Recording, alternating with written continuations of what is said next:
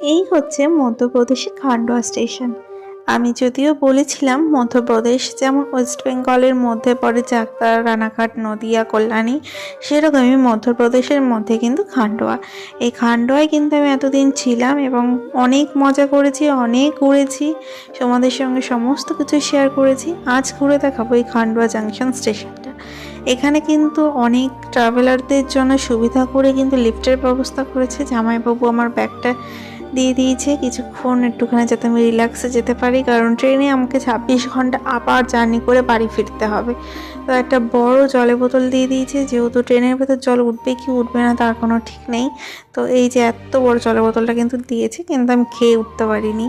আর বারবার ট্রেনের মধ্যে টয়লেট পটিতে যাওয়াও খুব ডিফিকাল্ট হয়ে যায় একটা মেয়ের পক্ষে সবসময় লাগেজ ফেলে, যেহেতু আমি একা ট্রাভেল করছি।